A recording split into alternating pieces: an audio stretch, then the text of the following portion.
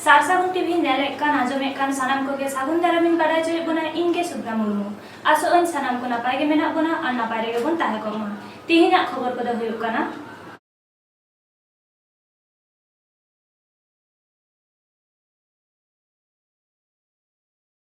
Hiroshima माहा मानाव बाताव कोलकाता रिनाग धर्मतला रे 1857 साल रेन महाविद्रोह रेन नेता खेलु मुर्मुआ उनैहर माहा मानाव हुइसेतेना लेमेंग दारे हथियार कोयतुक बोमाते लड़ाई तो जतम देश दिसम जगह धरती लगी अडी बतराना नासा धासाव बतराना मालट लिलकना ओना इदी काते गे तेहेन 3 আগস্ট 2022 বার কলকাতা ধর্মতলারে কলকাতা হনত পশ্চিমবঙ্গ বিজ্ঞান মঞ্চ পাহাটাখন কলকাতা ধর্মতলারে হিরোশিমা মাহাকো মানাবাতাকে দুরু তিঙ্গু জারপা আর বিরুদ্ধ ডাহার সাংঘার সেক বাংলা কথাতে দ প্রতিবাদ পদযাত্রা তালাতে फेसबुक रे ऑल नेल नामाकाना आ नोआ हिरोशिमा युद्ध नय शांति चाय थ लय तोरा लेकना सार सागुन टीवी चैनल रेना कैमरा कोलकाता धर्मतला रे हिरोशिमा माहा मानावबाता आखड़ा सामांग रे तहन धबी द प्रतिबाद पदयात्रा जे सानताड़ी कथा द बिरुद्ध डाहार सांगार द बांग होयाकाना ओना सातम इदी काते मी गंके चे ए लेया कथा ओना को नेल को आजम को लगे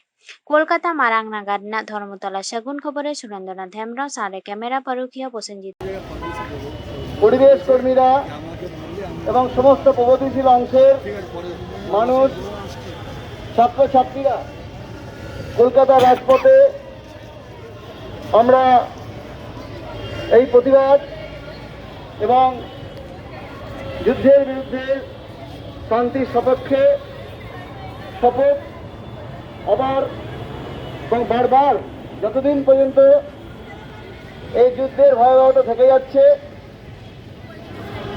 পারমাণবিক অস্ত্রের ব্যবহার পারমাণবিক অস্ত্র তৈরি সেটা বন্ধ করা না যাচ্ছে ততদিন পর্যন্ত সমস্ত প্রগতিশীল মানুষকে সভ্য সমাজের পক্ষে আমাদের রাস্তায় নেমেই প্রতিবাদ ধ্বনিত করতে হবে। সেই আহ্বান নিয়েই আমরা এখানে হাজির। আজ থেকে ৭৭ বছর আগে 1945 সালে যখন দ্বিতীয় বিশ্বযুদ্ধ শেষ হওয়ার মুখে সেই সময় আমেরিকার পক্ষ থেকে মার্কিন সাম্রাজ্যবাদী আগ্রাসনের পক্ষ থেকে জাপানের হিরোশিমার বুকে সকালবেলা এই পারমাণবিক অস্ত্র নিক্ষিপ্ত করা হয়েছিল। পারমাণবিক অস্ত্র মৃত্যু এবং ধ্বংসকে ডেকে আনে, তাই এটা কখনো সভ্য সমাজের কাছে কাঙ্ক্ষিত হতে পারে না। পারমেন ইংরেজি 9 আগস্ট বার্গেসাই বার্গেল 12 তারিখ জারু মাহা হিলো পুরুলিয়া জেলা হুড়া মুলুক রে মেনা রাকাপ টোঢারেনা করকটা আতুরে দসার ধাও খেলু মুর্মু উন উইহর মাহা মিডগেসাই ইরেলসাই মরেগেল এআই সালের ব্রিটিশ বিরোধী মহাসংগ্রাম দিবস উদযাপন মানাও কামিকো পুরৌকেদা পুরুলিয়া জেলা কুমুট ভারত জাকাত মাঝি পারগানা মহল আর খেলু মুর্মু উইহর বাথান কুমুটা গড় গপড় তালাতে খেলু মুর্মু দো মিডগেসাই ইরেলসাই মরেগেল এআই সাল রেনা 9 আগস্ট হিলো রাকাপ টোঢারে গেল হাজার হর জাওরা কাতের ইংরেজ শাসন বিরুদ্ধে হুল সেঙ্গেলে জুল্লেদা 9 আগস্ট খন মিডগেল মিড সেপ্টেম্বর মিডগেসাই ইরেলসাই মরেগেল এআই সাল ধাবি পেয়ে গেল এআই দিন পুরুলিয়া জেলা ইংরেজা শাসন আর নাহাচার খন মুক্তরে দহলেদা पुरुलिया रेना ट्रेजारी बिल्डिंग में रापुट और जुडिकाते जेहेल लेन आदिवासी को उडुक आगुक लेट कोआय आरहो ट्रेजारी रेना 1 लाख टाका हो लूट लेट ताकोआय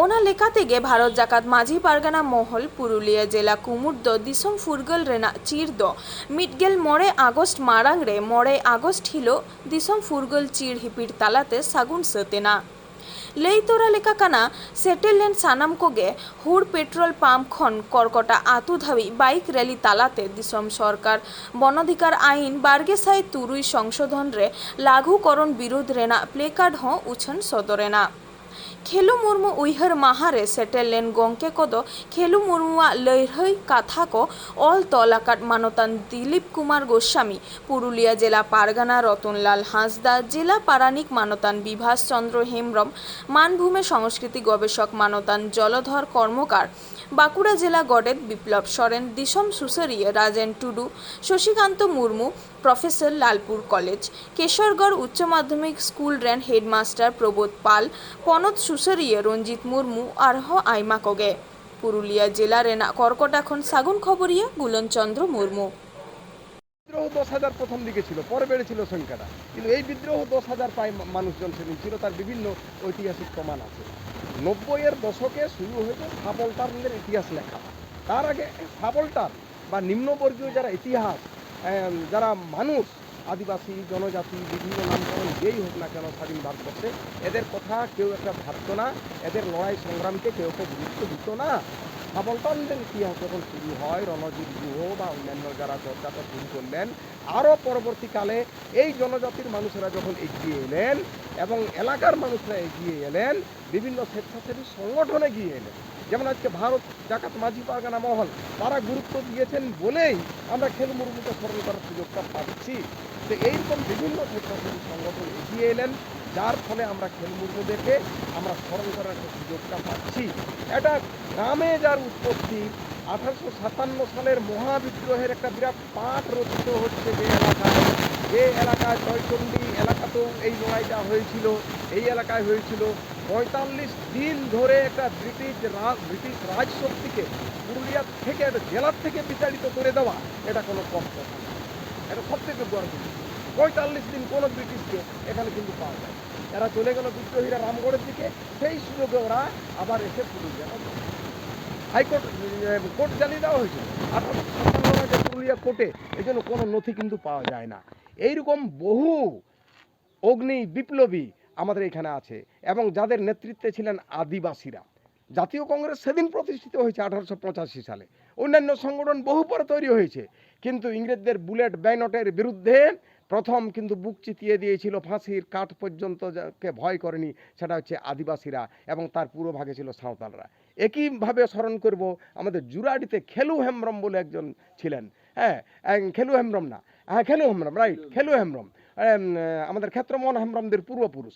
তার নামে একটা স্কুল আছে জুরাডিতে, গুলানবাবু মাঝে লেখালেখি এটা নিয়ে করেছেন। উনি ব্রিটিশ বিরোধী লড়াই করেছেন। দশরথ মান্ডির মা, যে খাদ্য আন্দোলন যখন হচ্ছে, হাল জুয়াল আন্দোলন হচ্ছে, ব্রিটিশরা সাহেবডাঙ্গায় আমাদের বল্লামপুরে থাকতো, তো এই দশরথ মান্ডির বাবাকে ধরে নিয়ে যাচ্ছিল ওর মা, এটা নিয়ে কাঠ ফাড়া নিয়ে ব্রিটিশদেরকে মেরে তার কাছ থেকে কিন্তু তিনি তাকে ছাড়িয়ে নিয়েছিলেন। জিলপালায়া, তার নামে একটা স্কুল তৈরি হয়েছে। সুবলা সিং, তার নামে কুইলাপালে স্কুল তৈরি হয়েছে। খেলু হেমব্রম, জুরাডিতে তার নামে স্কুল তৈরি হয়েছে। এইভাবে বিভিন্ন নেতা নেত্রী, আদিবাসী জনগোষ্ঠীর মানুষ, তারাই প্রথম ব্রিটিশ বিরোধী সংগ্রামে কিন্তু রাস্তায় নেমেছিলেন।